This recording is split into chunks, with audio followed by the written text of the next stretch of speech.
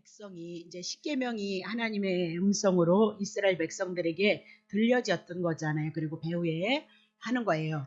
자, 뭇 백성이 우레와 번개와 나팔 소리와 산의 연기를 본지라 그들이 볼 때 떨며 멀리 서서 모세에게 이르되 당신이 우리에게 말씀하소서 우리가 들으리이다. 하나님이 우리에게 말씀하시지 말게 하소서 우리가 죽을까 하나이다. 모세가 백성에게 이르되 두려워 말라. 하나님의 강림하심은 너희를 시험하고 너희로 경외해서 범죄지 않게 하려 하심이니라. 백성은 멀리 섰고 모세는 하나님의 계신 암흑으로 가까이 가니라. 여호와께서 모세에게 이르시되 너는 이스라엘 자손에게 이같이 이르라. 내가 하늘에서부터 너희에게 말한 것을 너희가 친히 보았으니 너희는 나를 비겨서 은이나 은으로 신상이나 금으로 신상을 너희를 위하여서 만들지 말고 내게 토단을 쌓고 그 위에 너의 양과 소로 너의 번제와 화목제를 드리라. 내가 물은 내 이름을 기념하게 하는 곳에서 내게 강림하여서 복을 주리라. 네가 내게 돌로 단을 쌓거든 다듬은 돌로는 쌓지 말고 네가 네 생각으로 인간의 정으로 그것을 이렇게 쪼개어서 단을 멋있게 쌓는 것은 하나님 앞에 부정하다. 그 얘기죠. 6절. 너는 층계로 내 단에 오르지 말라. 내 하체가 그 위에서 드러날까 함이니라. 아멘. 우리가 지난주에 출애굽기 20장 1절서부터 17절 두 주간을 통해서 십계명에 대해서 한번 살펴봤어요. 그리고 십계명에 대해서 살펴보고 이제 18절서부터 십계명이 내려올 때에 20장 18절 보세요. 십계명 하나님의 음성이 들려졌을 때 그 현상이 표적이 어땠냐면 뭇 백성이 우레를 봤다는 거, 번개 치는 거, 막 장엄하게 우레와 번개와 그리고 나팔 소리와 산의 연기를 본지라 그들이 볼 때에 떨며 멀리 서서 그렇게 얘기를 해요. 그러면 이 얘기는 뭐냐면 하나님께서 이스라엘 백성들에게 십계명을 주셨을 때 십계명 속에서 나타난 현상이 하나님의 말씀 십계명 현상이 이런 현상이 나타났다 그 얘기예요. 그러면 십계명은 지키면 축복이죠. 천대를 향한 축복이고요. 그러나 지키지 못하면 저주다 그렇게 얘기를 하죠. 근데 십계명을 듣고 이스라엘 백성들이 그 십계명 속에서 들려지는 우리들에게 보여주는 사건은 뭐냐면 떨며 멀리 서서예요. 그러니까 십계명은 지키면 복이지만 지키지 못하면 저주, 사망이다 그 얘기를 해나가면서 십계명이 결국은 우리들에게 율법인데 율법이 결국은 우리에게 뭘 주고 있는 거예요? 두려움과 떨며 두려워할 수밖에 없는 계명이다 그 얘기를 하고 있죠.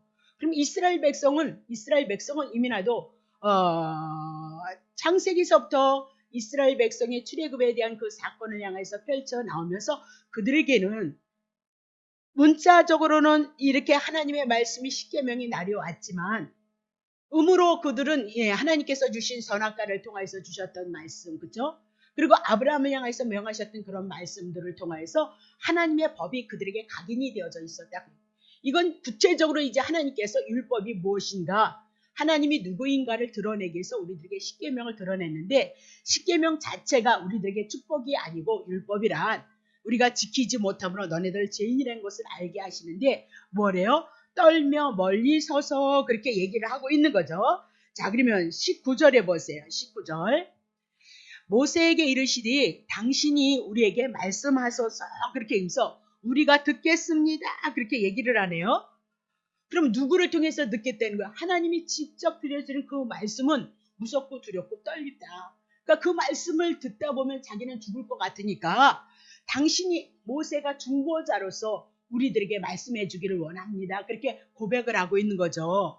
자, 하나님이 우리에게 말씀하지 말고 모세를 통하여서 하나님 말씀해 주세요. 그렇게 얘기를 하고 있는 거예요. 그러면 지금 모세란 하나님의 음성이 들려지고 이스라엘 백성이 있고 여기 중간에 누가 있는 거예요? 모세가 있다. 여기서는 모세는 율법을 상징하는 것이 아니고 모세는요 중보자를 상징해요. 하나님의 음성이 들려지면 그 음성을 대신 이스라엘 백성을 향하여서 말씀을 전하는 중보자로 여기서 말씀하고 있다. 그렇게 얘기를 하고 있는 거죠. 자, 20절 보겠습니다. 20절. 자, 모세가 백성에게 이르되 두려워 말라. 하나님이 너네들에게 이렇게 말씀으로 강림하시는 것은 너희를 시험함이라. 너희를 경외하여 범죄하지 않게 하려 함이로다. 그럽니다.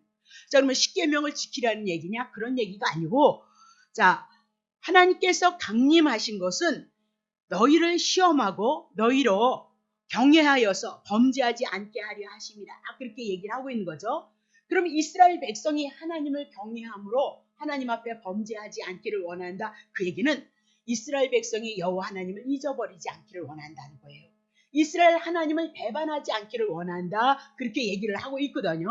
그러면 이스라엘 백성이 어떻게 하는 것이 하나님을 배반하는 것이 아니냐. 이스라엘 백성이 애굽에서 종노릇했다. 그 얘기를 하고 있죠. 애굽에서 430년 종노릇했음에도 불구하고 그들의 힘으로 그들의 능력으로 하나님의 말씀에 순종해서 출애굽한 것이 아니고 하나님의 언약에 의해서 언약하시고 언약을 이루심으로 말미암아 하나님이 이스라엘 백성을 애굽에서 출애굽시켰다. 그 얘기죠. 그러면 출애굽을 했다. 사단에서 노예에서 벗어난 것은 그들의 실력이 아니고 하나님의 언약하신 언약이고 언약을 이루기 때문이다. 그 언약이 누구였는가? 유월절 어린 양이었다.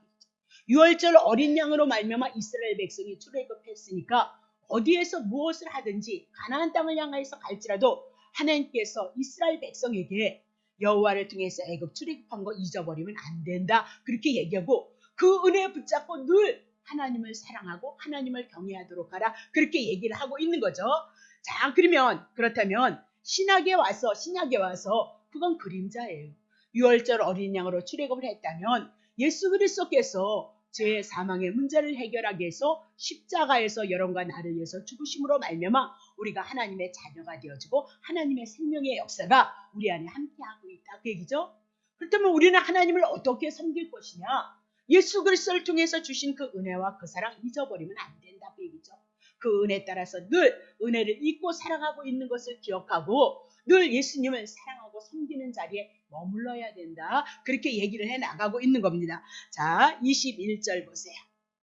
백성은 멀리 섰고 이제 모세는 하나님이 계신 암으로 가까이 가니라 그랬습니다. 자, 하나님 앞에 나아갔을 때 하나님이 계신 곳이 왜요? 암흑이라 그랬을까요? 율법을 통해서 우리가 죄인인 것을 깨닫기 때문에 하나님이 말씀하신 그곳으로 가는데 그곳이 어떤 것이에요? 암흑이다 그랬습니다. 그럼 모세는 중보자로서 지금 여기 서 있다 그 얘기를 하고 있죠. 중보자로. 이 얘기는 예수 그리스도가 우리들에게 중보자로 오시는데 예수 그리스도가 어디로 나가는 거예요? 죄된 여러분을 향하여서 흑암 가운데 있는 여러분을 위해서 십자가 저주 아래 나아가서 십자가에서 우리의 죄짐을 담당하시고 구원의 빛으로 우리를 인도하실 것을 여기서 그림자로 모형으로 우리들에게 말씀하고 있다. 그렇게 얘기를 하고 있는 겁니다. 자, 22절 보세요. 여호와께서 모세에게 이르시되 너는 이스라엘 자손에게 이같이 이르라. 내가 하늘에서부터 너에게 말한 것을 너희가 친히 보았지 않느냐. 그러니까 우리의 번개, 나팔소리, 산의 연기 그것이 무섭고 두려웠고 그랬다. 그렇게 얘기를 하는 거죠. 자, 그러면 23절 너희는 나를 비겨서 은으로 신상, 금으로 신상 너희를 위해서 만들지 말라. 하나님은 영이시지 형상 없다 그 얘기예요. 그래서 보이는 형상으로 만들지 말라, 우상 만들지 말라 그렇게 얘기하면서 뭐라고 얘기해요? 너희를 위해서 만들지 말라. 걱정하지 마. 하나님께서 우리를 사랑하셔서 애굽에서 이스라엘 백성 출애굽시켰던 것처럼 하나님의 아들 예수 그리스도를 통해서 여러분과 나를 구원하신 그 하나님은 우리를 너무너무 사랑하니까 걱정하지 말고 너희를 위하여서 우상 섬기지 말라 그래. 그러면 신약에 와서 너희를 위해서 우상을 섬기지 말라. 그것은 우상이 무엇을 해요? 우리의 탐심이다. 그렇게 얘기를 해요. 신약에서 너무나도 골로새서를 통해서 많이 했잖아요. 그 탐심이 뭐래요? 배다 배. 먹고 사는 것을 인하여서 너네들이 위하여서 우상 섬기지 말라. 그 얘기죠.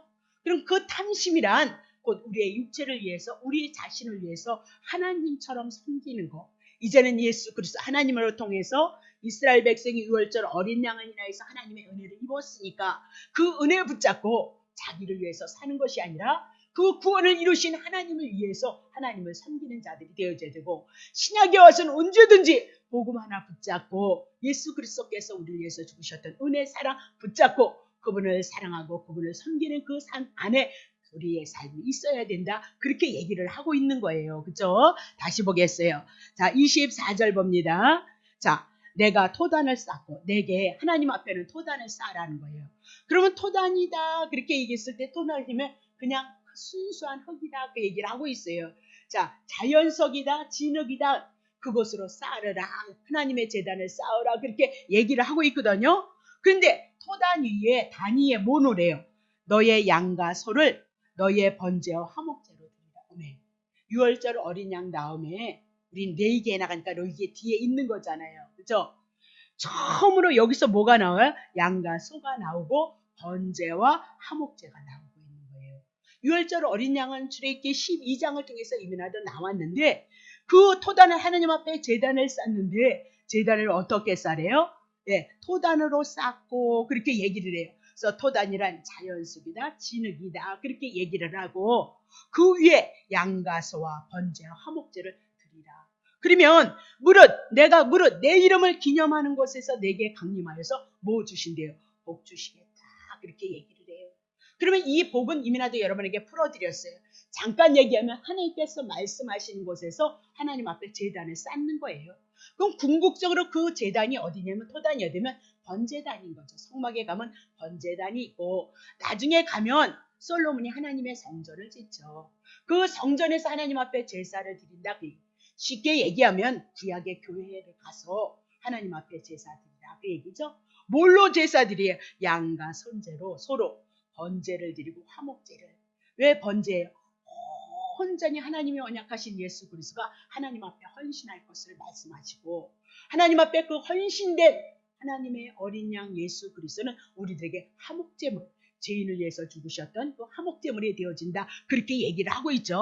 그러면 우리에게 얘기하는 이 복이 뭐냐? 현세적인 복이냐? 아니 마태복음 6장을 통해서 세상 것 구하지 않아도 된대요. 하물며 너희야 그러면서 이방인보다 더 귀하고 하늘에 나는 새보다도 참새보다도 백합화보다 더 귀하다 그렇게 얘기를 했어요. 그러면 우리 보고 이방인처럼 나는 중언부언하지 마 그렇게 얘기를 하거든요. 기도를. 그럼 우리는 중언부언이 무엇인가? 하나님의 언약 안에 있는 것을 구하지 아니하고 언약 밖에 있는 것을 갖다 중언부언이다 그렇게 얘기를 하고 있는 거거든요. 그래서 우리들에게 기도란 대표적으로 가르쳐줬잖아요. 마태복음 6장을 통해서 주기도문에 대한 얘기예요. 그 주기도문을 해석하는 데서 가장 중요한 것은 뭐냐면 뭐라 그러더라? 마태복음 6장에 보면 양식에 대해서 일용할 양식을 주옵소서 그렇게 얘기를 하고 있거든요. 그러면 일용할 양식이 뭐냐 그 얘기죠. 일용할 양식만 주시면 되거든요. 일용할 양식이란 구약의 이스라엘 백성이 광야에다 똑같아 놓고 용사 지을 수 없잖아요. 광야인데 아무것도. 근데 하늘에서 하나님이 만나를 주셨단 말이죠. 그러면 그 만나는 뭐예요? 하늘에서 오실 분이 우리들에게 양식이 되어줄 것을 그림자로 얘기를 해 나가고 있거든요. 그러니까 이스라엘 백성이 만나가 뭔가 이렇게 봤는데 뭐가 돼요? 가시 같고 그리고요 꿀 썩인 과자 같고 그리고 뭐예요? 진주 같더라 그렇게 얘기를 해요. 그러면 그 만나는 결국은 하늘에서 오신 예수 그리스도가 우리들에게 생명의 양식이 되어주고 예수 그리스도를 통해서 죄된 세상에 사단이 주관하고 마귀가 주관해서 우리가 죽을 형편에 있는 우리에게 예수 그리스도가 오셔서 죄의 문제, 사단의 문제를 해결하시고 예수 그리스도를 통해서 하나님의 나라가, 하나님의 은혜가, 하나님의 자녀가 되어줄 것을 우리들에게 가르쳐주고 있는 거죠. 그래서 만나를 보니까 이스라엘 백성들이 보니까 모양이 꼬라지가 형편이 없어서 뭐래요? 가시 그렇게 얘기해요. 그럼 가시 그렇게 얘기했을 때 여러분 뭐 생각해요? 가시나무 같다 그 얘기잖아요. 그러면 예수 그리스도가 이 땅에 초림으로 오셨을 때에 아기 예수로 오셨을 때 그리고 30년의 생애를 살았을 때 어떤 모습이에요? 가시나무처럼 볼품이 없는 초림의 예수 그리스도를 얘기를 해나가고 있거든요. 근데 나중에 이렇게 딱 살펴보니까 맛있는 과자 같은데 그게 뭐예요? 진주 같더라 그렇게 얘기를 하고 있어요. 그럼 진주는 보석이에요. 요한계시록을 통해서 여러분이 보석이고 예수 그리스도가 보석이에요. 그렇다면 진주 같다 그 얘기는 예수 그리스도가 오셨을 때는 가시의 모양으로 초림 예수로 오시지만 진주란 부활로서 오셔서 우리들에게 영원한 생명, 부활의 생명을 주실 것을 예수 그리스도를 통해서 말씀하고 있더라. 그렇게 얘기를 하잖아요. 그러면 예수 그리스도가 오심으로 말미암아 하나님의 이름이 거룩히 여김을 받는다니까요.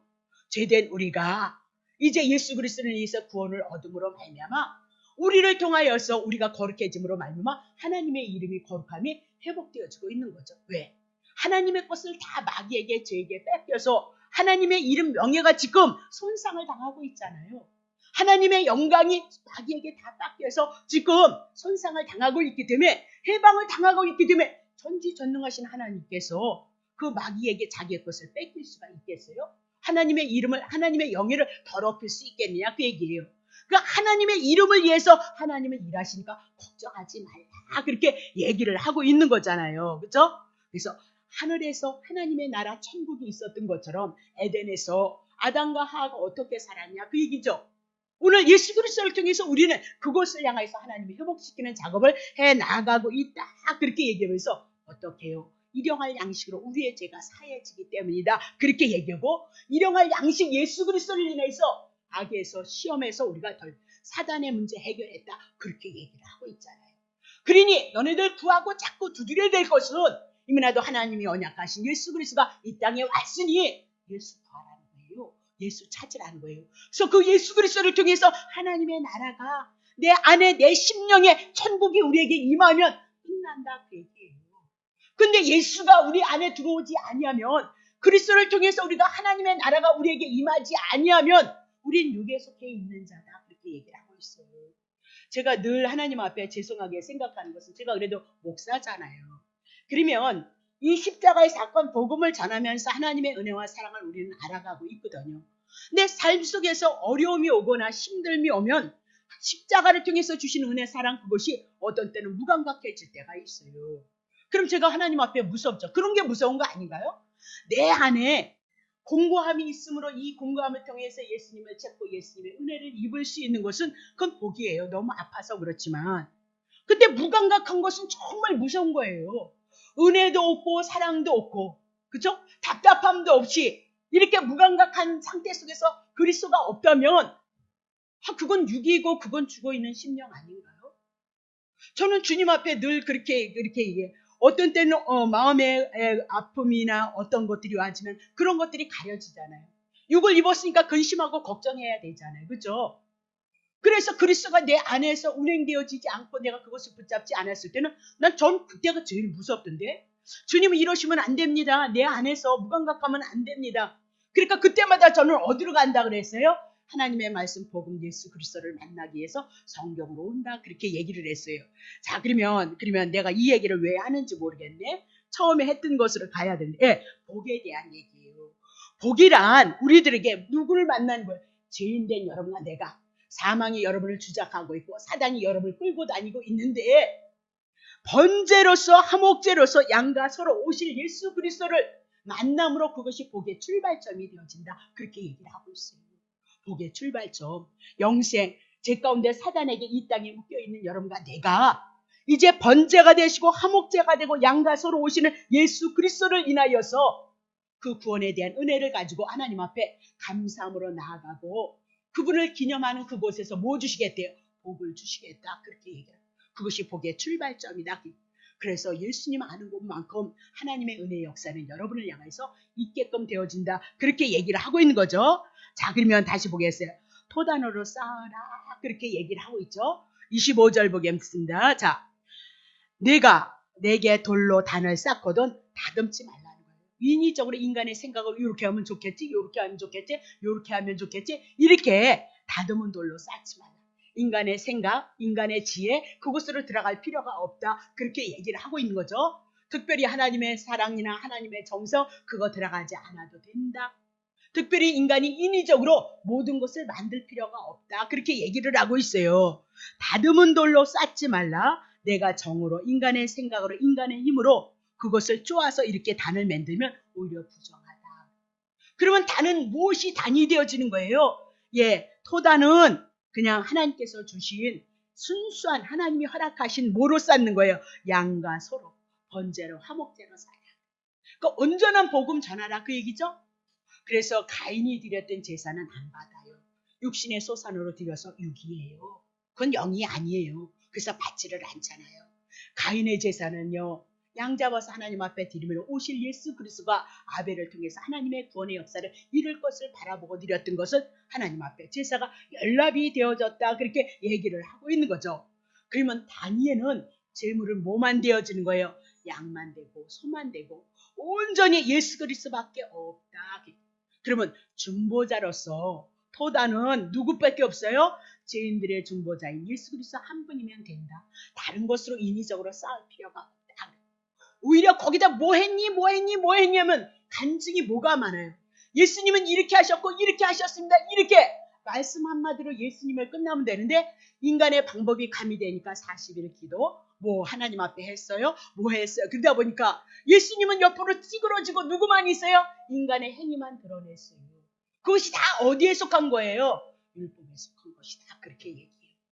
예수님이 우리들에게 주신 그 은혜가 와서 그 은혜를 통해서 하나님의 성령의 역사가 있으므로 그 은혜를 통하여 그 구원에 대한 감사를 가지고 주님을 섬겼을 때 오늘 여러분에게 하나님의 나라를 위해서 여러분이 사용되어질 수 있도록 하나님 복 빌어주시겠다. 그렇게 얘기를 해요. 이방인들 거는 뭐 가지도 말라 그랬잖아요. 그렇죠? 너희들 더 귀하다 그렇게 얘기를 했거든요. 너희들에게 쓸 거 안다 그렇게 얘기를 했거든요. 그러니까 예수 그리스도로 통하여서 하나님의 은혜 붙잡고 하나님을 섬기는 그 믿음 안에 그 믿음이 우리 안에 먼저 오는 것이 중요하다. 이스라엘 백성들이 얼마나 제사 많이 드렸어요. 근데 망했잖아요. 그러면서 호세아를 통해서 뭐라고 해요? 고멜 찾아오라 그렇게 얘기하고 호세아 선지자가 예수님을 비유로 해서 누구 찾아요? 바람난 아내 고멜 찾아오잖아요. 세상 추구하고 여러분 추구를 하는 음녀인 여러분과 나를 향하여서 예수 그리스도가 은 30 지불하시고 여러분과 나를 샀다 그렇게 얘기하고 있어요. 성경은 어디에든지 다 그 얘기예요. 그러니 내 안에 예수 있느냐 없느냐 그 사랑 아느냐 모르냐 내 안에서 운행되어지느냐 안 되어지냐 그건 믿음의 문제라니까요. 자, 그러면 다시 보겠습니다. 디도서 2장 14절 보세요. 그가 우리를 대신하여서 자신을 주심은 모든 불법에서 우리를 구속하시고 우리를 깨끗하게 하사 선한 일에 열심하는 친백성이 되게 하려 하심이라 그랬습니다. 자, 번제단의 토단의 구약에는 양과 소, 번제, 화목제였는데 그것이 누구였대요? 예수 그리스도였도다. 그렇게 우리들에게 말씀하고 있는 거예요. 자, 26절 보겠습니다. 자, 26절. 너는 층계로 내 단에 하나님의 단에 오르지 말라. 내 하체가 그 위에서 드러날까 하느니라 하면서 내 단에 오르지 말라 영적인 교만을 얘기하고 있어요. 죄인된 너네가 층계로 해서 하나님의 단에 오르지 말라. 영적인 교만은 하나님 앞에 뭐 한대요? 하체 부끄러움과 수치가 되어질 것이다. 그렇게 얘기했어요. 그래서 우리가 레위기 저번 시간에 하나님 앞에 제사장들이 뭐 입어요? 속옷 바지 입죠. 하체, 부끄러움, 수치를 상징하고 있잖아요. 그래서 누가 제사장이 입는 고위를 입는 거죠. 제사장의 옷은 하나님께서 거룩한 옷을 만들라고 해서 하나님에 의해서 이렇게 만들어지는 거거든요. 그건 그림자예요. 이렇게 만들어짐으로 이렇게 해서 부끄러움과 수치, 죄를 가릴 것이다. 그건 그림자예요. 오실 예수 그리스도께서 우리를 향해서 이런 죄 저런 죄 이런 죄 오만 가지 죄를 위해서 죽으셔서 부끄러움과 수치를 가려줄 것을 고의로 말하고 제사장의 옷으로 말하고 그것을 갈라디아서 3장 27절 예수 그리스도 세례에 대한 사건으로 우리들에게 풀고 있더라. 그렇게 여러분에게 말씀을 드렸습니다. 자, 그러면 이제 출애굽기 21장서부터 23장까지는 하여튼 5만 가지의 규례가 이제 우리가 해나가다면 하여튼 5만 가지의 규례가 많이 있어요. 그냥 뭐 남들에게 민폐를 끼친 것도 그거 죄 지은 거예요. 그래서 그거 죄값 지불해야 되는데 정령 지불이라 해요. 근데 그 죄값을 이렇게 손해배상을 반드시 하라고 하는 그 모세에게 주신 율례예요. 상장과 종은 어떻게 율례를 정하고 가족과 이웃과 뭐 사람이 상해를 입혔을 때 하여튼 별별 율례가 23장까지 나오리라 그렇게 보거든요. 자, 그러면 21장 1절 보세요.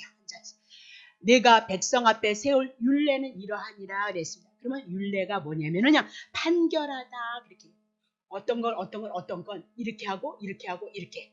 너가 이렇게 죄를 졌을 때 이렇게 죄값을 지불하고 너희가 무엇을 잘못했을 이렇게 배상하라 하는 판결을 주는 것이 율례예요. 그러면 쉽게 얘기하면 율례는 십계명이 있잖아요. 이 십계명을 하나님을 사랑하고 이웃을 사랑하는 데 있어서 아주 세분화하는 거예요. 세분화해서 이웃에게 하나님이 이웃 사랑하는데 이웃에게 민폐를 끼쳤을 때 어떻게 할 것인가. 이렇게 십계명 안에서 쪼개고 쪼개서 몇 개 만들었대요? 613개를 만들었대요.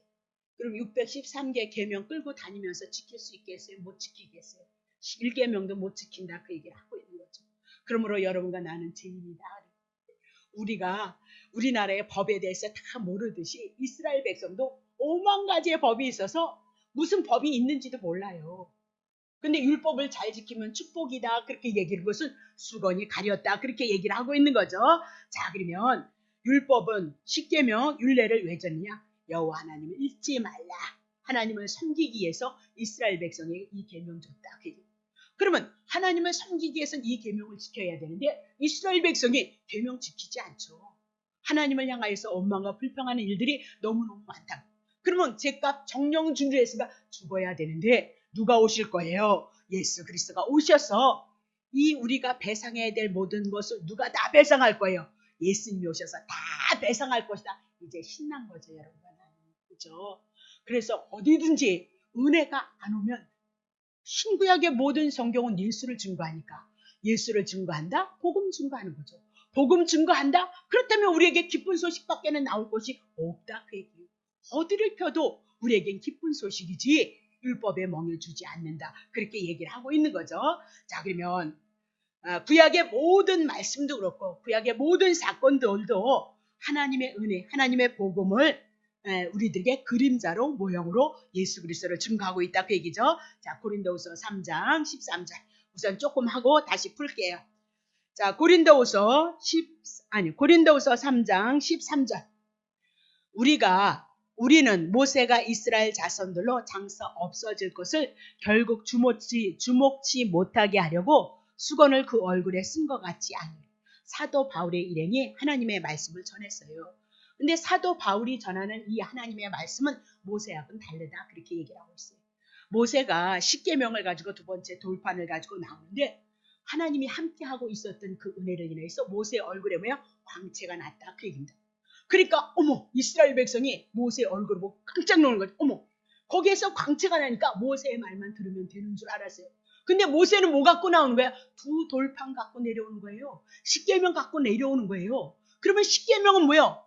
너네들이 이거 하나님이 주신 계명 지키지 못함으로 너네들 죽는다. 그래서 하나님의 아들 예수 그리스도가 오셔서 이 십계명 완성시킬 거야. 그것을 가르쳐주기 위해서 몽학선생으로 율법 가지고 오는데 모세가 강차니까 어머 모세 말만 들으면 되네. 율법 지키기만 하면 되네. 그럴까 봐 얼른 뭐 했대요? 수건 썼다. 모세 쳐다보지 말라고 얘기죠. 율법 통해서 하나님의 언약하신 누구에게 가라? 예수 그리스도를 바라보라. 그렇게 얘기했죠. 근데 사도 바울은 모세 같은 얘기 하지 않았다 그 얘기죠. 다시 보겠어요. 수건을 얼굴에 쓴 것 같이 모세가 주관하고 있는 하나님의 말씀 율법은 수건을 가린 거예요. 몽학선생이다 그 얘기예요. 율법은 죄를 상징하고 죄를 통해서 심판받아야 되고 그래서 그 구원이 내게 필요합니다를 가르쳐주기 위해서 율법 줬다 그 얘기예요. 자 4절 봅니다. 그러나 저의 마음이 완악하여서 오늘까지도 구약을 읽을 때에 수건이 오히려 벗어지지 않았어요. 그래서 뭐래요? 문자 그대로 붙잡고 율법을 지키고 할례를 행해서 자기들이 복받을 줄 알았어요. 마음속에 죄 짓는 거 마태복음 5장을 통해서 죄인이라는 것을 깨닫지 못했어요. 다시 보세요. 그러니 그 수건은 어디에서 없어져요? 그리스도 안에서만 없어져요. 구약 성경을 통해서 예수 그리스도가 그림자로 모형으로 숨겨진 하나님의 은혜와 하나님의 사랑 그리스도가 나타났을 때만 우리에게 하나님의 말씀이 복음이지 문자 그대로 보면 율법을 인하여서 우리는 쪄들려서 죽어야 된다. 지키겠나이다. 이스라엘 백성들이 아멘 잘했어요. 뭐만 하면 아멘 아멘 아멘. 오늘날 성도들이 아멘 아멘 하고 나가서는 하나도 기억도 안 하고 지킬 생각도 안 하고 네. 목사가 있고 뭐 돈 얘기하면 어머 저 목사 그러면서 나가서 앞에서는 아멘하고 다이에서 가서 뭐야 돈 좋아하는구만 이긴다니까요. 그걸 몰라요 성도들이. 본인 자신 안에서 어떤 모양과 모습으로 질성으로 나타나는지를 모르고 있단 말입니다. 자, 다시 보세요. 자, 그렇다면 로마서 2장 13절 보세요. 하나님 앞에서는 율법을 들어서 듣는 자가 아니에요. 듣고 지키겠습니다. 그래서 의로워진 것이 아니라는 거예요. 오직 율법을 들었으면 그것을 지켜야만 의롭다 하심을 얻는다는 거예요. 자, 그러면 갈라디아서 3장 10절 보세요. 무릇 율법 행위에 속한 자, 율법을 지켜서 의로워지려고 하는 자는 저주 아래 있는 자라는 거예요. 기록된 바 구약성경에 누구든지 율법책에, 그러면 구약성경에 모세오경 속에 있는 기록된 대로 온갖 일을, 그러면 쉽게 얘기하면 십계명 얘기예요. 하나님 사랑하는데 마음 다하고 성품 뜻 정성 힘 그래서 그렇게 하나님 사랑하는 사람이 있으면 나와봐요. 내 이웃을 내 몸과 같이 사랑하는 사람이 있으면 나와보라니까요. 그렇게 못 지켰죠? 그러니까 여러분과 나는 죄인이다 그 얘기예요. 봐요. 율법책에 기록된 대로 온갖 일을, 하나님이 명하신 그 일을 계명을 항상 행하지 아니하는 자는 어떻게 저주 아래 있다 그렇게 얘기를 하고 있어요. 그렇다면 율법 지키지 못하니까 우리는 저주 아래 있다 그렇게 얘기를 하고 있는 거죠. 갈라디아서 4장 9절 보세요. 이제는 너희가 하나님을 알 뿐더러, 복음이 들어가서 그들이 하나님을 알았다는 거예요. 하나님의 아신 바 되었거늘 어찌하여서 다시 약하고 천한 초등 학문으로 돌아가서 다시 저희에게 종로를 타겠느냐. 그러면 약하고 천한 초등 아주 유치원 수준, 하나님의 백성이 유치원의 수준 아장아장 걷는 누구? 우리 하온이 같은 애, 그런 수준이라는 거예요. 이스라엘 백성들이. 어디로 돌아가면요. 다시 봤어요. 10절. 너희가 날과 달과 절기와 해를 삼가 지키니. 구약에 있는 절기들이 뭐예요? 초등학문이에요.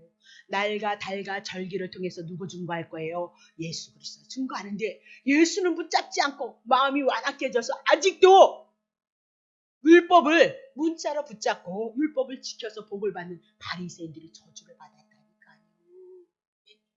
11절 보세요.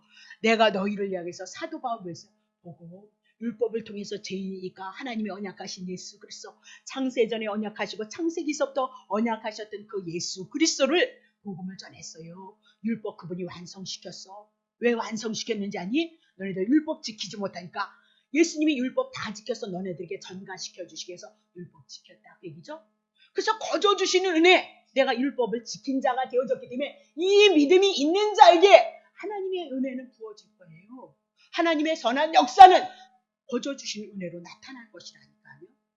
근데 하나님의 은혜 저버리고 예수님 죽은 거 저버리고 자기의 힘, 자기의 능력 가지고 자기가 무엇을 해버, 그럼 예수 필요 없다 그 얘기잖아요. 근데 좋아요. 그건 너무 좋은데 어떻게 너 하나님 계명 지켰느냐? 자기가 죄인인지도 몰라요. 왜? 완악한 마음, 영적인 소경이기 때문에요. 다시 보겠어요. 자, 그러면 헛될까 두려워하노라 그렇게 얘기를 하고 있는 거죠. 자, 그럼 은혜 안에 있는 자는 아무렇게나 살아야 되냐? 그렇지 않죠. 고린도후서 5장 14절입니다. 그리스도의 사랑이 우리를 강권하셔서 우리가 예수 그리스도의 복음의 눈에 띄인 거거든요. 우리가 생각한데 한 사람 예수 그리스도가 모든 사람을 대신하여서 죽었은즉 모든 사람이 죽고 예수님의 살아나심으로 모든 사람이 살아나는 거예요. 그 사랑이 얼마나 큰지 아느냐? 그리스도의 사랑이 우리를 어떻게 강권하시도다. 강권적인 하나님의 은혜, 그 사랑이 여러분에게 와줘서 우리가 이 복음을 듣게 되어졌고 그나마라도 요만큼이라도 눈이 떠서 하나님의 은혜와 사랑을 알아가고 있다 그렇게 얘기를 하고 있는 거죠. 그러면 우리는 하나님의 사랑을 가진 자예요. 그러면 야고보서를 통해서 이제는 자유하는 율법을 가진 자예요.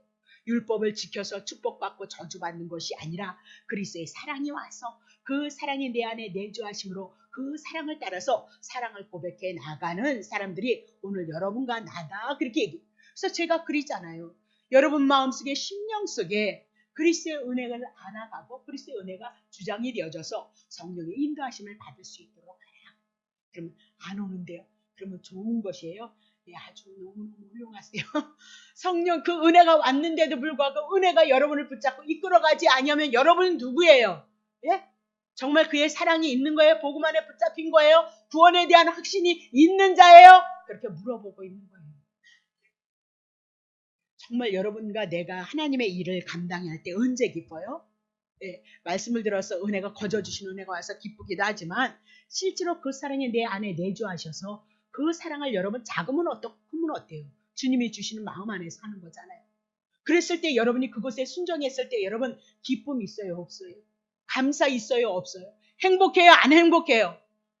당연히 행복한 거예요. 왜 행복할까요? 주님이 받으셨으니까 행복한 거죠. 주님이 하나 되어졌기 때문에. 다시 보겠습니다. 자, 그러면 지금 출애굽기 21장 1절서부터 이제 읽어볼게요. 다시 보세요. 내가 백성 앞에 세울 율례, 하나님이 말씀하셔서 율례 이렇게 하라는 것을 선포하라는 건데 2절 보세요. 내가 히브리인을 종으로 사면 돈이 많아서 종을 산 거고, 종은 왜 팔렸겠어요? 돈이 없으니까, 빚을 졌으니까 자기 몸을 종으로 팔았다 그 얘기죠. 자, 종을 사면 내가 6년 동안은 섬길 것이다. 종은 6년 동안만 섬기면 되고, 제 7년에는 값을 주고 샀을지라도 히브리 종은 어떻게요? 자유로 내보내라 그 얘기를 하고 있는 거죠. 자, 3절. 그가 단신으로 나와서 종이 되어졌다면 단신으로 나가는데 종으로 산 집에 와서 장가를 들었어요. 예, 상전이 주인이 장가도 여자도 붙이고 그러다 보니까 아내가 생긴 거죠. 주인이 줬단 말입니다. 장가를 들었으면 그 아내도 없고, 근데 결혼을 하다 보니까 또 누구예요?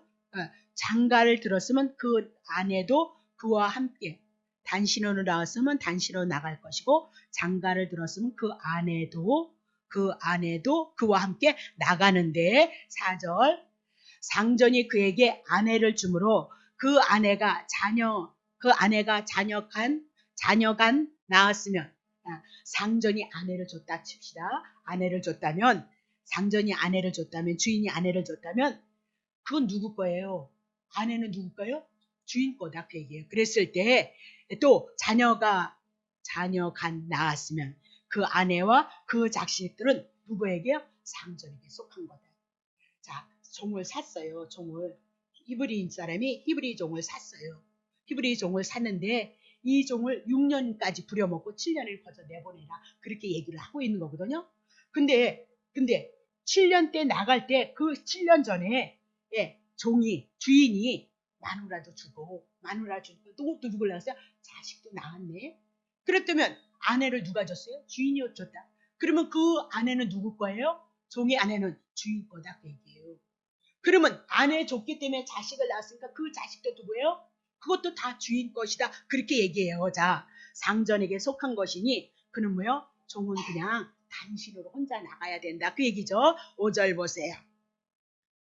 종이 진정으로 말하기를 내가 상전을 사랑하고 마누라도 주고 새끼도 생겼으니까 진정으로 말하기를 내가 상전과 그리고 내 처자를 아내와 자녀를 사랑하니 나가서 자유하지 않겠다. 종으로 그냥 평생 살겠습니다. 그렇게 얘기를 한다면 6절 상전이 그를 데리고 재판장에게 갈 것이고 또 그를 문이나 문설주 앞으로 데리고 가서 그것에다 송곳으로 길을 뚫고 그러면 영영이 그는 상전을 섬기리라 영원한 종이 되어질 것을 말씀하고 있거든요.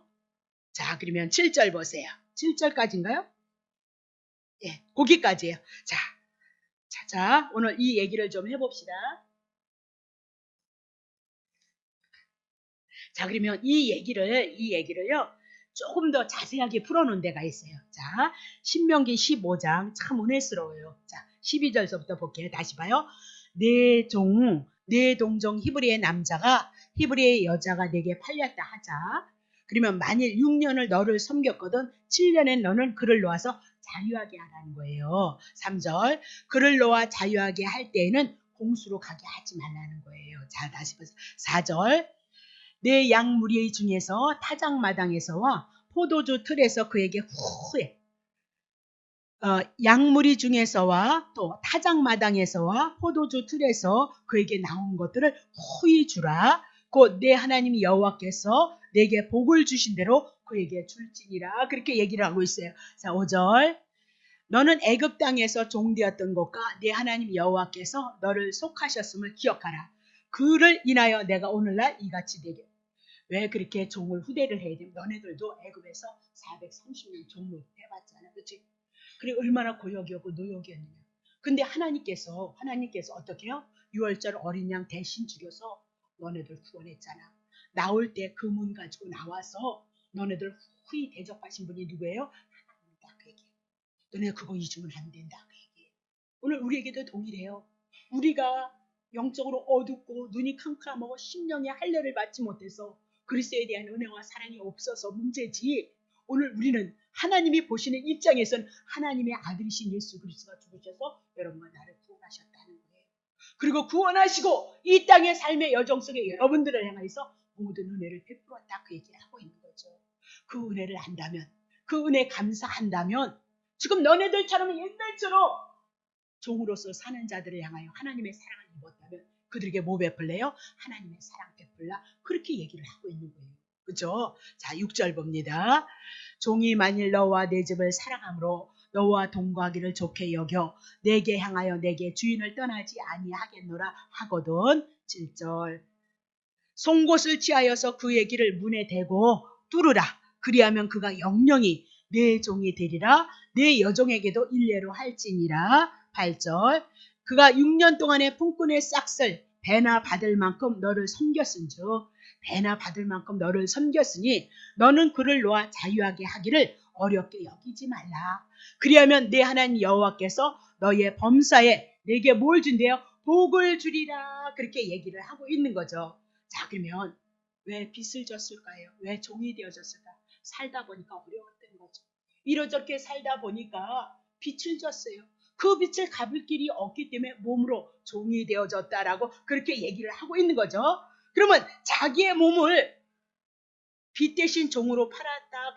근데 6년째까지는 종으로 써도 7년째는 뭐예요? 자유를 주고 그에게 후하게 하라는 거예요. 그러면 하나님께서 그에게 범사요. 구원만이 있는 것이 아니고 영생만이 있는 것이 아니고 그에게 뭐예요? 범사의 그를 향해서 하나님이 축복하겠다. 근데 이제 이스라엘 백성의 역사를 공부하다 보면 이스라엘 백성이 그런 적이 있어요. 그런 적 없었다. 종을 6년 안 놔줘요. 7년이 돼도 안 놔줘요. 네. 자, 그러면 봐요. 지키지 않았다는 것은 그들은 하나님이 주신 은혜를 잊어버렸다. 그 얘기죠. 하나님이 주신 은혜를 잊어버렸다? 그럼 누구를 위해서 자기를 위해서 살아가고 있는 거예요. 그때만 하나님의 일을 집을 거며 하나님의 이름을 모독하고 있다. 그렇게 얘기를 하고 있는 거죠.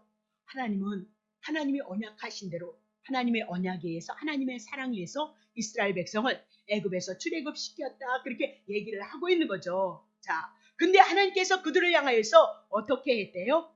예, 출애굽시켰다. 그렇게 얘기해요. 그러면 구약의 시대는 이방인의 세계는 종이 많으면 부자였어요. 그래서 종이 많으면 사람이 다 인간의 힘, 오늘날도 마찬가지잖아요. 예, 가족에게 자식들이 낳을 때는 어려워도 많이 나누면 자식들이 힘이 되어지기도 하잖아요. 예? 인간을 통해서 모든 일들을 해나간다. 힘이고 능력이고 재정적인 것도 그렇게 인간에 의해서 들어와지는 거 사실이다. 그 얘기예요. 그러면 구약에도 마찬가지예요. 노동력이 그들에겐 힘이었어요. 그래서 주인이 늘 종에게 마누라 주고요. 마누라 주고 또 뭐요? 자식을 낳아요. 그 자식을 자기의 종으로 삼았어요. 그래서 노예가 많으면 힘이었어요. 능력이었어요. 부의 가치였다라고 그렇게 얘기를 하고 있거든요. 자, 그러면 7년이 되면 놓아주라. 그리고 후이 하나님이 너네를 후대를 했던 것처럼 그들을 향해서 후대를 하도록 하라. 그렇게 얘기를 해요. 그것이 결국은 어디로 떨어져요? 안식일, 안식년, 신년으로 떨어지는 거예요. 그러면 봐요. 종으로서 살았던 자들이 어떻게 되어지냐면요. 사계명을 보면 안식일을 거룩하게 지키라는 거예요.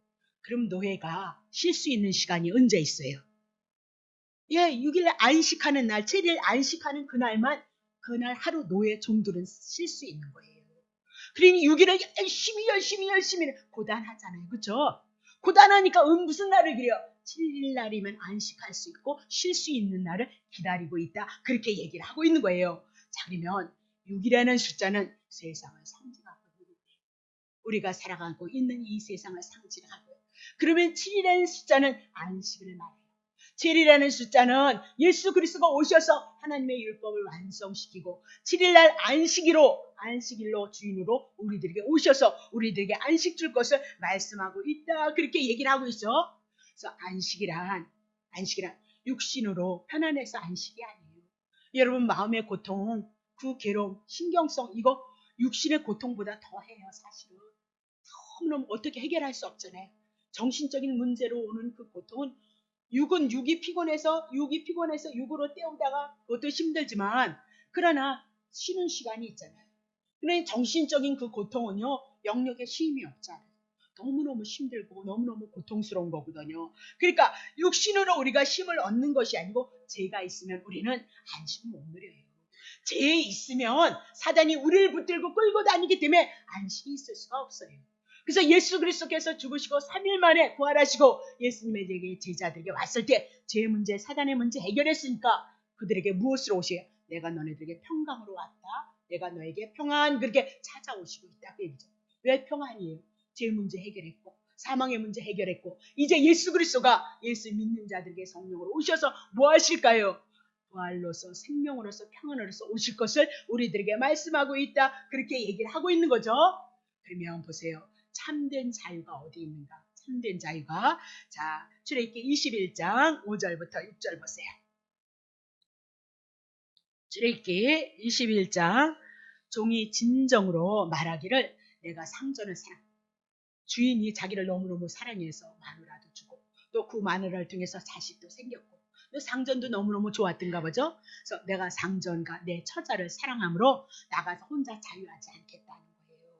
자유하지 않겠노라 하면, 자, 6절, 상전이 그를 데리고 재판장, 하나님이죠. 여기서 재판장은 하나님께로 갈 것인데, 또 그를 문이나 문설주로 데리고 가서 그에다가 송곳으로 못 들어요. 길을 뚫어서 그가 영원히 종으로서 상전을 섬기게 되어질 것이다. 그렇게 얘기를 하고 있는 거죠. 그러면 참된 자유에, 이거는 자기가 스스로 종으로서 영원한 종이 되겠다, 그 얘기예요. 그것이 정말, 이것이 노예인가? 정말 참된 자유인가? 상전을 사랑하고 처자를 사랑함으로 스스로 너무너무 사랑하기 때문에 스스로 종이 되어지겠다라고 그렇게 얘기를 하고 있는 거죠. 그러면 자, 이것은 오늘 우리들에게 뭘 얘기를 하고 있느냐? 자, 보세요. 빌립보서 2장 6절서부터 8절. 그는 근본 하나님의 본체시나 하나님과 동등됨을 취할 것을 여기지 아니하시고, 자, 7절. 오히려 자기를 부여 종의 형체를 가지고 사람들과 같이 되었고. 그러면 지금 이 종은 누구를 말씀하고 있는 거예요? 예수님이에요. 구약의 이스라엘 역사 속에 후이 준 자도 없고, 그렇죠? 네, 그렇게 주고 그리고 7년 돼서 내보내라 한 사람도 없고, 말 들어먹지 않아요. 욕심 때문에, 탕심 때문에 이스라엘 백성은 그런 역사가 없어요. 성경에 보면 그런 역사가 없거든요. 근데 이렇게 하라고 말씀을 하는 거예요. 그러면 이스라엘 백성은 말 들어먹지 않고 이 말씀을 이루지 않았다면 누가 하실 거예요? 인간은 못하는 거예요. 제 많은 인생은 하지 못해요. 그래서 예수님이 이 땅에, 하늘에서 하나님이신 그분이 육신을 입고 종으로 이 땅에 오셨어요. 그래서 사람들과 같이 되어져서, 다시 보세요. 8절. 사람으로 모양으로 나타내서 자기를 낮추시고 죽기까지 복종하셨으니 곧 십자가에서 죽으심이라, 그렇게 얘기를 하고 있는 거죠. 그러면 예수님은 스스로 이 땅에 종이 되기 위해서 길을 뚫은 것이 아니고 십자가에서 손과 발이 못 박히고 옆구리가 창에 찔려서 물과 피를 쏟으심으로 말미암아 우리의 종이 되셨다, 그렇게 하고 있어요. 우리의 종이 되심으로 말미암아 스스로 하나님 아버지를 사랑했고, 하나님께서 예수님에게 맡긴 여러분과 나를 사랑하시기 위해서 스스로 이 땅에 종으로 오셔서 여러분을 섬기고 여러분을 구원하는 그 일을, 주님이 오실 그때까지 지금도 성령을 통해서 그 일을 이뤄나가고 있다, 그렇게 얘기를 해요. 로마서 8장 2절 보세요. 이런 그리스도 예수 안에 있는 생명의 성령의 법이 우리가 예전에는 어디 있었어요? 죄와 사망의 법에 있었어요. 죄로, 사단의 노예로 여러분과 내가 있었을지라도 예수 그리스도가 종으로 이 땅에 오셔서 당신이 십자가에 못 박으심으로 우리들이 종이 되셔서 우리와 함께하고 있다, 그렇게 얘기를 하고 있어요. 우리를 섬기는 종으로서 우리들에게 오셨다, 그렇게 얘기를 하고 있는 거죠. 그러면 제 사망의 종이란 마귀의 종이었다, 그 얘기고, 지옥의 형벌에 속한 종이었다, 그 얘기를 하고 있어요. 다시 보세요. 누가복음 4장 18절 봅니다. 주의 성령이 내게 임하셨으니, 이사야를 통해서 말씀하셨던 그 말씀이 이제 그대로 오신 거죠. 그렇죠?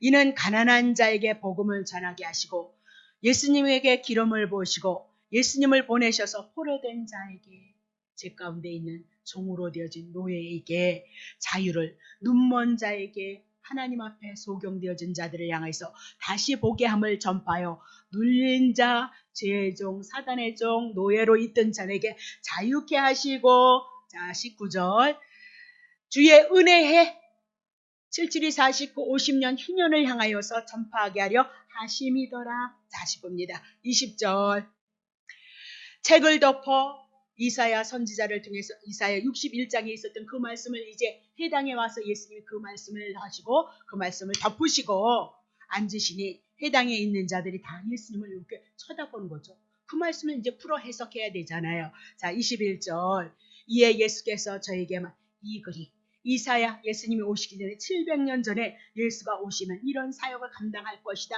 그렇게 말씀하셨는데 이것이 오늘날 너희의 귀에, 오늘 너희의 귀에 응하였도다 하십니다.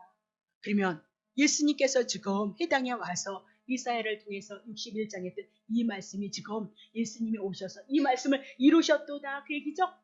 그러면 소경, 눌린 자, 마귀에게 잡힌 자들이 어떻게 기름 부으심을 통해서 예수 그리스도를 통해서 은혜 해를 맞을 것, 해방되어질 것을 말씀하고 있는 거예요.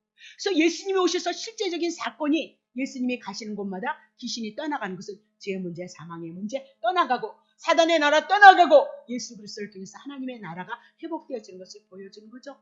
죽은 자가 산다, 그 얘기는 죄 가운데 죽어있던 여러분과 내가 예수 그리스도로 말미암아 영생을 가지고 하나님의 나라가 되어졌다, 산자가 되어졌다, 그런 것이 나사로를 통해서 얘기하는 거예요. 그거는 의미고 상징이지, 그걸 오늘 현실로 죽은 자가 살아나는 사람이 얼마나 많이 있어요, 여러분. 예? 문둥병이 예수님의 이름으로 나 그래가지고 낫는 사람이 얼마나 있냐니까요. 없지는 않겠죠. 오늘도 주님이 살아계시니까. 그럼 그건 우리들에게 영의 세계를 보여주고 가르쳐주는 세계다, 그렇게 얘기를 하고 있어요. 오늘도 저는 오늘 어떤 목사님을 만나면서 목사님이 자기가 훈련 받는데 뭐 영성을 하시는데 뭐 어쩌고 저쩌고 그렇게 얘기를 하면서 이렇게 잘 이렇게 하면서 귀신이, 물론 그래서 아니 우리 그렇게 안 해도 나는 별로지만 하여튼 우리 성도님들은 그렇게, 아니 그렇게 하시고 그렇게 하시고 그렇게 해서 그렇게 적성을 그렇게 얘기하면서 귀신이 쫓겨나갔다 그러길래 또 안 들어와요? 내가 이제 그렇게 얘기를 했는데 길게 얘기를 안 해서 모르는데, 아니 우리 성도님들은 뭐 집사님들 권사님들은 귀신아 나가봐 그러니까 나가 자빠지던데 그런 거 안 해도, 근데 그 다음날 또 귀신을 쫓으니까 또 더 덜덜덜덜거리고 또 들어왔다고 그러던데 내가 그렇게 얘기했어요. 네. 아니 귀신도 예수 그리스도, 저는 그렇게 생각하는 거예요. 저는 지금 집사 때는 몰랐지만 이 복음이 죄의 문제, 사망의 문제 해결했으니까 사단의 문제 떠난다, 그 얘기예요. 그렇잖아요. 그래서 이 복음을 인하여서 그 사람이 복음을 가지고 있다면 하나님 기도하는 거죠. 왜? 하나님의 나라로 내게 임하시옵소서. 사단은 떠나가야 돼. 예수 그리스도 때문에 죄 끝났으니까. 그러니까 하나님의 나라로 임하시옵소서. 그리고 저는 안수를 하거든요. 근데 어떤 사람은 치료가 되는데 어떤 사람은 치료가 안 돼요. 그건 하나님의 주권인 거죠. 네? 하나님의 주권이라니까요. 그분에게 깨달을 게 있든가, 그분에게 하나님의 뜻이 있고 섭리가 있든가, 그렇게 봐야 되는 거죠. 그렇잖아요. 제 문제는 어차피 이런 거 내가 예수 그리스도를 통해서 다 떠난 거고 제 문제는 얘기하지 말라니까요. 네. 율법을 지켜서 여러분이 하나님 앞에 의로울 수 있는 사람은 없고 예수 그리스도 한 분을 통해서 의로운 거니까 하나님의 뜻 섭리 가운데서 하나님이 일해 나간 거지, 요렇게 하고 요렇게 하고 요렇게 해서 차근차근. 아니 그거 언제 그렇게 하고 있어요? 성경 배워야지 뭐 그걸 그렇게 하고 있어요. 네? 너무너무 답답해. 분명히 무슨 얘기를 해서 내가 기가 막힌 얘기를 했는데 생각이 안 나네. 그런 걸 여러분에게 가르쳐줘야 되는데 잘났다가 아니라 원리적으로 논리적으로 보면 그렇다, 그 얘기. 그래서 내가 그랬어요. 그러면 다시 안 들어온대요. 나도 그거 해봐야 되겠네. 그러니까 거기엔 대답을 못하는 거예요. 그럼 이 사람은 그렇게 하고 저 사람은 그렇게 했는데 그럼 어떤 사람은 그럼 다 난데요? 내가 그랬어요. 네? 너무나도 성도들이 그런 데에서 미혹되어져 있는 거예요. 네? 그게 뭐예요? 수단과 방법이라니까요. 없다는 거 아니라니까요. 네. 하나님의 나라가 내게 예수 그리스도를 통해서 하나님의 나라가 내 안에 들어오면 천국이 하나님의 은혜가 우리에게 이루어진다니까요. 네. 이 믿음의 세계가 예수 그리스도에 대한 복음의 세계가 내 안에 세워지지 않은 것이 문제지. 수단으로 방법으로 가지 말라 그래. 우리 이날 입대껏 수단과 방법으로 이렇게 합시다, 이렇게 합시다, 이렇게 합시다. 뭐 또 나오면 또 해야 되잖아요. 셀 목장인가 뭐가 나오니까 또 뭐, 그리고 히읗자로 되는 거 뭐 하니까 또 뭐 교회가 그 12날개인가 뭐 잘하는 거 좋죠. 예? 그거 돈 얼마나 많이 비싼 줄 아세요? 예? 전 비싸서 못 갔어요. 한 번 공부하러 가는데도 20몇만, 그 7번씩 공부를 해야 된다 그러던데, 부산에서는. 지금 그 얼마나 한풀 또 가셨잖아요. 예? 그리고 또 다른 게 올라왔잖아요. 예? 그리고 다시 또 셀목장이나 구역예배는 못 알아. 예? 그렇게 자꾸 그 본질의 문제를 우리 해결하자 그 얘기예요. 저는 제가 봤을 때 오만 가지 다 해봤으니까 본질의 문제 해결하자. 제가 하는 얘기는 그 얘기입니다. 자, 다시 보겠습니다. 자, 그러면 허물과 죄로 죽었던 우리가 어떻게 생명의 말씀, 영생의 말씀을 들을 수 있느냐? 요한복음 5장 20절 봅시다. 이제 끝났어요. 아버지께서 아들을 사랑하사 자기의 행하신 것을 다 아들에게 보이시고 또 그보다 더 큰 일을 보이사 너희로 기이 여기게 하실 것인데. 자, 1절. 아버지께서 죽은 자들을 일으켜 살리신 것 같이 아들도 자기의 원하는 자들을 살릴 거예요. 그러니까 복음이 뭐예요? 예수가 죽은 자 살리는 거예요. 죄 가운데 허물 가운데 마귀가 사망이 여러분을 붙잡고 있는데 예수 그리스도로 말미암아 여러분을 살려서 죄 떠나라, 사망 떠나라. 하나님의 은혜의 복음의 생명의 역사가 우리들에게 있자. 그 얘기하는 거잖아요. 그죠? 2절 보세요. 아버지께서 아무나 심판하지 아니하고 심판을 이제 다 누구에게? 계시록에 보면 하나님의 책을 누구에게 옮겨요? 하나님의 아들에게 옮겨요. 그래서 모든 건 다 누가 주관하시고 있어요? 하나님의 아들 예수 그리스도가 허다못해 심판까지 아들에게 맡기신 거예요. 3절 보세요. 이는 모든 사람으로 아버지를 공경하는 것 같이 아들을 공경하게 하려 하심이라. 아들을 공경치 아니하는 자는 그를 보내신 아버지를 공경치 아니하시느니라. 4절. 내가 진실로 진실로 너에게 이르노니 내 말을 듣고 예수가 뭐 가져? 구약 성경 가지고 복음 가져왔죠. 그죠? 또 나 보내신 이를 믿는 자는 영생을 얻었고 심판에 이르지 아니하느니 사망에서 생명으로 옮겨진 것은 복음이다. 그 얘기예요. 5절. 진실로 진실로 너에게 이르노니 죽은 자들이 하나님의 아들의 음성을 들을 때가 오나니 이때라 듣는 자는 살아나리라. 이때가 뭐예요? 때가 되어져서 예수 그리스도가 오셨어요. 예수가 오심으로 말미암아 한 사람 두 사람씩 그리고 십자가에서 죽으시고 부활하시고 40일을 통하여서 사신바 되어지고 그리고 예수님의 제자들이 와서 성령을 받고 하나님의 이 복음의 말씀이 증거되어져서 오늘 우리 때에 이 말씀이 들려져서 우리가 산자가 되어졌다. 그렇게 얘기하고 있는 거죠. 6절 보세요. 아버지께서 자기 속에 생명이 있음같이 아들에게도 생명을 줘 그 속에 있게 하시고 자 인자됨을 인하여 심판하는 권세를 주셨느니라. 이를 기이 여기지 말라. 무덤 속에 있는 자가 다 그의 음성을 그런 무덤 속에 잠자는 자들 여러분 같다가 다 무덤 속에 있는 자다. 그 얘기를 하고 있는 거죠. 9절. 선한 일을 행한 자는 생명의 벌로 악한 일. 어머, 예수 믿는 것이 선한 일, 예수 믿지 않는 것이 악한 일로 나오는 거예요. 그래서 잠언이든 전도서든 다 그렇게 푸셔야 돼요. 다 그렇게 푸는 거예요. 심판의 불로로 나오리라 그렇게 얘기를 하고 있는 겁니다. 자, 그러면 예수의 말씀을 듣고 믿는 자는 영생을 얻었다. 그렇게 이제는 예수 그리스도께서 여러분을 사셨다 그 얘기죠. 자, 고린도전서 6장 19절. 너희의 몸은 너희가 하나님께로 받은 바 너희 가운데 계신 성령의 전인 줄 알지 못하냐? 너희는 이것이 너희 것이 아니라 20절. 값으로 산 것 제값 지불하시고 여러분 이제 하나님께서 샀어요. 의로운 자로 사셨으니 그런즉 너희의 몸으로 이제는 하나님 앞에 영광을 돌려드리라. 그렇게 몸으로 어떻게 영광을 돌려드릴 것이냐. 갈라디아서 5장 13절. 형제들아 너희가 자유를 위해서 이제 사단은 끝났어요. 부르심을 입었으니 그러나 그 자유를 육체의 기로 삼지 말고 오직 사랑으로 서로 종로로 타라. 예수님이 우리를 사랑하셨던 것처럼 서로에게 종로로 타라 그렇게 얘기를 하고 있는 거죠. 그러면 오늘 다시 정리하겠어요.